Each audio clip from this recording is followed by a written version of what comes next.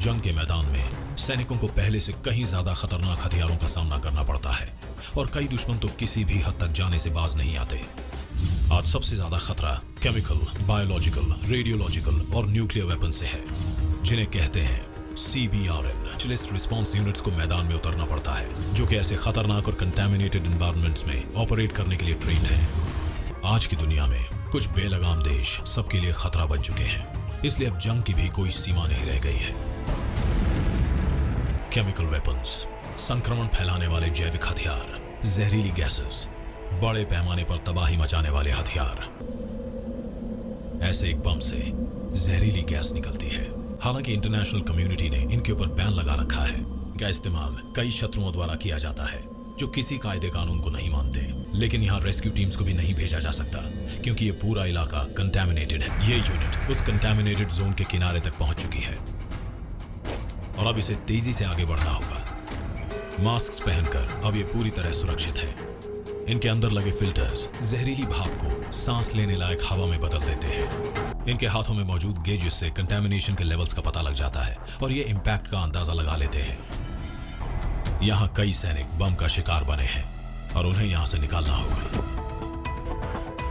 इससे सेना को और ज्यादा ताकत मिलती है। आतंक ने आज हर जगह पांव पसार लिए हैं। दिन ब दिन वो पूरी दुनिया को अपने आगोश में समेटता जा रहा है। अक्सर उसका शिकार हमारे अपने ही बनते हैं। शिकार जितना मासूम होता है, गुस्सा उतना ही ज्यादा भड़कता है और हमें एहसास दिलाता है कि आतंक कितना बड़ा राक्षस है। भारतीय सेना की बॉम्ब डिस्पोजल यूनिट के जांबाज अपनी जान खतरे में डालकर दूसरों की जान बचाते हैं। चिल्ड्रंस पार्क में एक बैग पड़ा है। ये एक बड़ी तबाही की वजह बन सकता है। इस तरह की सस्पिशियस चीजों की रिपोर्ट मिलते ही ये यूनिट फौरन हरकत में आ जाती है। इस तरह की इमरजेंसीज के लिए जवानों की एक टुकड़ी भी तैयार खड़ी रहती है। ये है भारतीय सेना की बॉम्ब डिस्पोजल स्क्वाड। काफिला बहुत बड़ा है। Bomb proof trucks, signal jammers, heavy equipment. समय कम होने के बावजूद यूनिट हर कदम फूंक फूंक कर रखती है।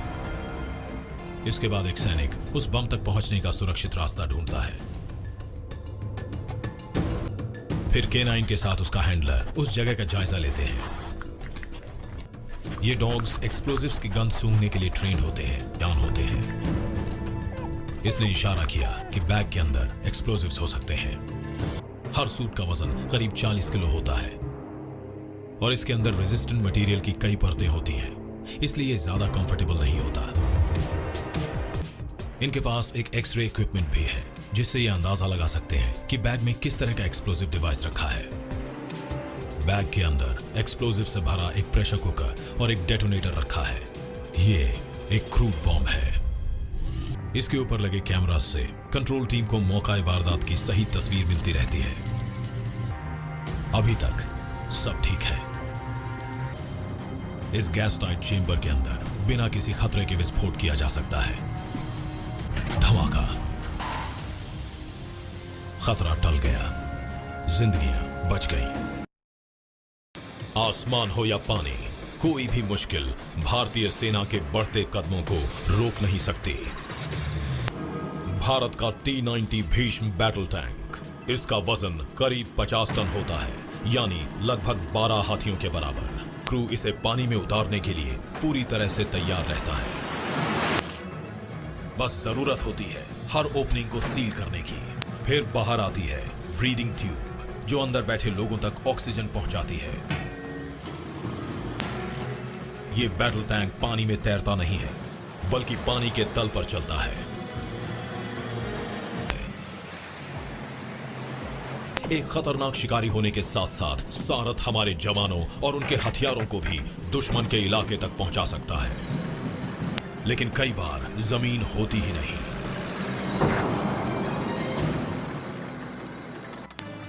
पानी गहरा है। सारथ का वजन भी 15 टन से ज्यादा है, मगर यह हार नहीं मानने वाला। और देखते ही देखते यह भारी भरकम व्हीकल बन गया एक बोट। के नीचे भी इसके पहिए चलते रहते हैं और यह 10 किलोमीटर प्रति घंटे की स्पीड से आगे बढ़ता रहता है। भारत के इस विजय रथ को रोक पाना नामुमकिन है। ये सबको उनकी मंजिल तक पहुंचाएगा। ये कोई बड़ी सी मकड़ी है या कोई एलियन बीस्ट है? ये है भारतीय सेना की शान, माइन ट्रोलर। जंग के मैदान को घेरने के लिए टैंक्स फैल जाते हैं और कई बार उन्हें अकेले भी ऑपरेट करना पड़ता है। हो सकता है कि खतरा जमीन के नीचे छिपा हो। आदमी हो या मशीन, माइंस को हल्का सा भी दबाव पड़ने पर फटने के लिए तैयार किया जाता है।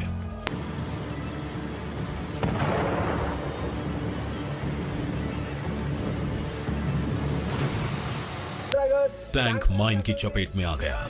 जल्दी ही सफेद धुआं छोड़ा गया, जो कि एक डिस्ट्रेस सिग्नल है। अब वक्त है इंडियन आर्मी इंजीनियर कोर और उनके माइन ट्रोलर्स के हरकत में आने का। इस व्हीकल के आगे वाले हिस्से से जमीन पर बहुत ज्यादा दबाव पड़ता है। बाकी सब भी लीडर से थोड़ी दूरी पर रास्ते को चौड़ा करते हुए आगे बढ़ने लगे।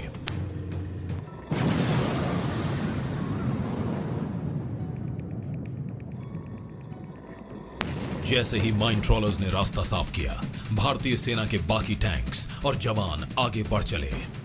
भारतीय सेना की ये इन्फेंट्री यूनिट पहुंच चुकी है इस हेलीपैड पर और जंग के लिए तैयार ये यूनिट लैस है विध्वंसक हथियारों से। इन हथियारों में से एक है मीडियम मशीन गन यानी एमएमजी और दूसरा ऑटोमेटिक ग्रेनेड लॉन्चर या एजीएल। यूनिट के 6 में से 3 जवान लैस हैं ऑटोमेटिक ग्रेनेड लॉन्चर से और 3 के पास है मीडियम मशीन गन। भारतीय सेना के एविएशन कोर के चेतक हेलीकॉप्टर्स बड़े ही हल्के और तेज होते हैं। भारी गोलीबारी के बीच भी ये दुश्मन के घर में आसानी से सीन लगा लेते हैं। इस वक्त ये हेलीकॉप्टर्स ही नहीं बल्कि इन्फेंट्री के जवान भी बहुत ज्यादा खतरे में होते हैं। जवान मोर्चे पर पहुंच गए। यहां इन्हें जल्द से जल्द अपनी पोजीशंस लेनी होगी और वक्त बहुत कम है। यहां काम आती है इनकी ट्रेनिंग, वही इन्हें जीत दिलाती है और इनकी जान बचाती है।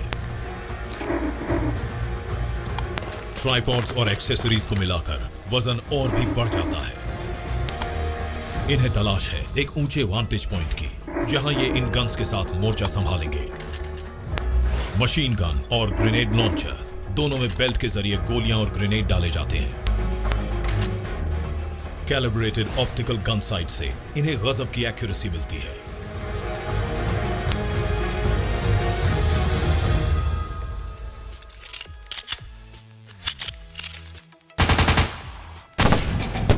और ये ग्रेनेड लॉन्चर एक बार में दुश्मन पर 30 ग्रेनेड तक की बौछार कर सकता है। ये जबरदस्त हथियार दुश्मन इन्फेंट्री को आगे बढ़ने का मौका तक नहीं देते।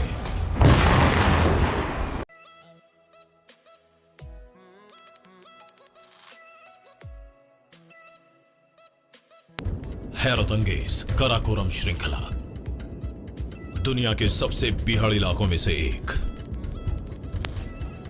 अपनी खास लोकेशन की वजह से सियाचिन पर दुश्मन की हमेशा से नजर रही है, हमारे पड़ोसी देशों की भी। 1984 में पाकिस्तानी सिपाहियों ने सियाचिन ग्लेशियर के पोस्ट्स पर कब्जा करने की कोशिश की थी। तब से भारतीय सेना अपनी जान पर खेलकर सियाचिन की रक्षा कर रही है। दुनिया में ऐसी मुश्किल सरहद शायद ही कहीं और होगी, जिसकी रक्षा करने के लिए नए नए तरीके सोचने पड़ते हैं। जल्द ही इन जवानों को 22,000 फुट की ऊंचाई का सामना करना पड़ेगा। सिपाहियों के इस मुश्किल सफर की शुरुआत होती है सही किट और खास बने उपकरणों को चुनने से। Light weight thermal protective sleeping bags और इंसुलेटेड गद्दे। हर रक्सैक का वजन नापा जाता है। वो 20 किलो से ज्यादा नहीं ले जा सकते। ये केवल बेहद जरूरी चीजें ही ले जा सकते हैं। Extreme cold climate weather suit को खास तौर पर उनकी रक्षा के लिए बनाया गया है। इस सूट्स पर एवलांच ट्रांसीवर डिवाइसेस लगाते हैं। अगर कोई सिपाही बर्फ के नीचे दब जाए तो ये डिवाइसेस रेडियो वेव्स ट्रांसमिट करती हैं, जिससे उसकी लोकेशन पता चल जाएगी। अब ये दुनिया के सबसे ऊंचे जंग के मैदान में जाने के लिए तैयार हैं। ये जवान भारत के अलग अलग हिस्सों और भारतीय सेना की अलग अलग रेजिमेंट से हैं। लेकिन इन सभी का दिल सिर्फ भारत के लिए धड़कता है। उनके लड़ने का सिर्फ एक ही मकसद है, अपनी मातृभूमि की रक्षा। खतरनाक ऊंचाई, बेरहम मौसम, कम ऑक्सीजन वाली हवा, एवलांचेस, बर्फीले तूफान।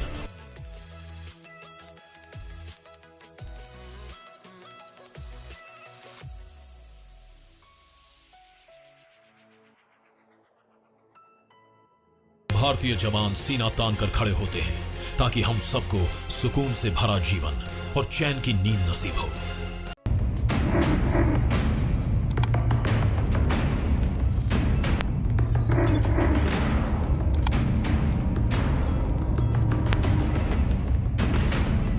देखने में ये किसी भी आम रेजिमेंट जैसे ही लगते हैं, मगर इनमें कुछ खास है। भारतीय सेना के हर अंग को इनकी मदद की जरूरत पड़ती है। सिग्नल्स कोर भारतीय सेना के लिए कम्युनिकेशन नेटवर्क बनाती है और उसे मैनेज करती है। 21वीं सदी की लड़ाइयां जंग के मैदान में ही नहीं, साइबर स्पेस में भी लड़ी जाती हैं। सिग्नल्स रेजिमेंट की रवानगी से पहले के आखिरी पल, ये लोग मिशन शुरू करने से पहले आखिरी परेड के लिए जमा हुए हैं। सब जोश से भरे हैं।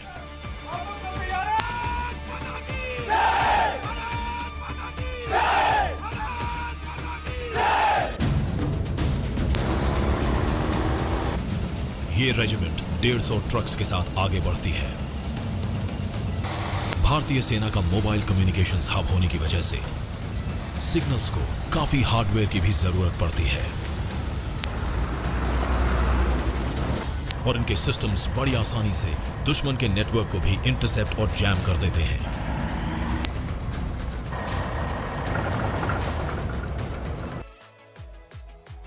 बड़े काफिले पर दुश्मन के एयरक्राफ्ट भी आसानी से हमला कर सकते हैं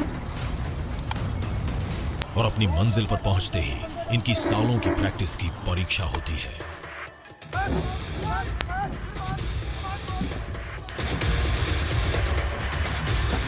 यहां पेड़ों की ओट भी नहीं है, इसलिए कैमोफ्लेज नेटिंग बहुत जरूरी है। 1 घंटे के अंदर सिस्टम्स को रेडी करना होगा।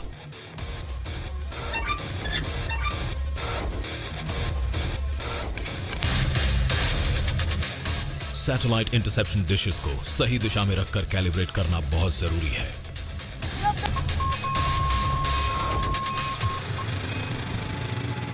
सिग्नल्स कोर का मुख्य काम है कम्युनिकेशन सिग्नल्स को रिसीव करना और आगे भेजना। यहां तक कि जो ट्रक्स बाहर खुले में थे वो भी अब कैमोफ्लेज्ड हैं। सिग्नल्स कोर तैयार है।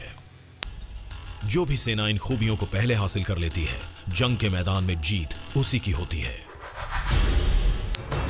इसके बाद सिग्नल्स उस जानकारी को सेना के बाकी के अंगों को भेज देता है ताकि सब अलाइंड रहें।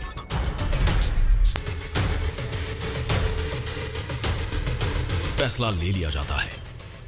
उनका फैसला भी इसी नेटवर्क के जरिए फ्रंट लाइन तक पहुंच गया और वो हरकत में आ गई।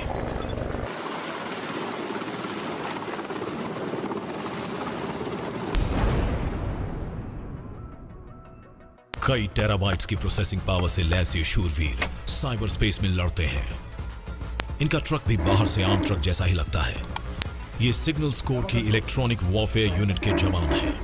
ये सिर्फ कम्युनिकेशन चैनल्स बनाते ही नहीं हैं, उन्हें नष्ट भी करते हैं। दुश्मन के ड्रोन्स खतरा बन सकते हैं। इनके हथियार खामोशी से बड़ा ही घातक वार करते हैं और जैसे ही दुश्मन के ड्रोन के एवियोनिक्स जैम होते हैं, वो अपने टारगेट से भटक जाता है। Jamming effective sir. भारतीय सेना के सिग्नल्स कोर ने यहां मंडरा रहे खतरे को खत्म कर दिया। प्राचीन भारत में सूरज ढलते ही युद्ध रोक दिया जाता था।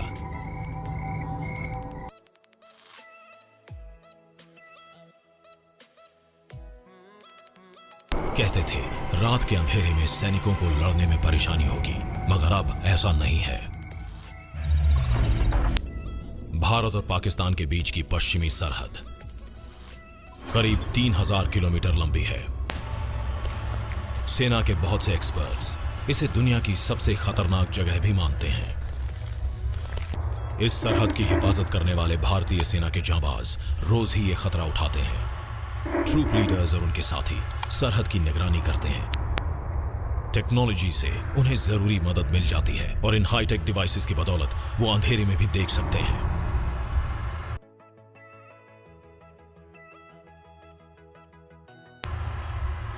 हर चीज से खास मात्रा में इंफ्रारेड रेडिएशन निकलती है।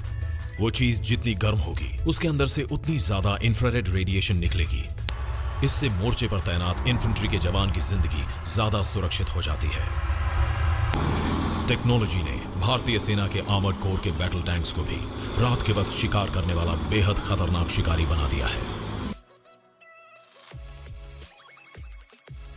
T-90 भीष्म दिन के समय तो तबाही मचाने में माहिर है ही, मगर रात के अंधेरे में तो ये किसी दूसरी दुनिया से आया यमदूत बन जाता है। और जब ये रात के अंधेरे में दुश्मन की तरफ आग बरसाने के लिए बढ़ता है, तब हमारा एक फाइटर क्राफ्ट भी तैयार रहता है। रात के समय गश्त पर निकलने वाले पायलट्स की सवारी है एडवांस्ड लाइट हेलीकॉप्टर ध्रुव। ये पायलट्स नाइट विजन गॉगल्स पहनते हैं जो उनके हेलमेट्स पर लगा होता है।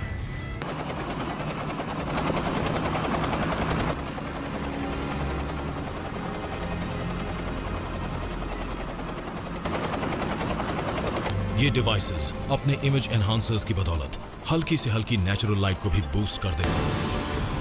इस बीच जमीन पर टैंक क्रू को एक शिकार दिख गया है। इनका थर्मल इमेजर अंधेरे में भी करीब 6 किलोमीटर दूर तक साफ साफ देख सकता है। और फिर टैंक ने एक बड़े ही सोफिस्टिकेटेड टारगेट एक्विजिशन सिस्टम की मदद से अपने टारगेट पर निशाना साधा। Lock, fire.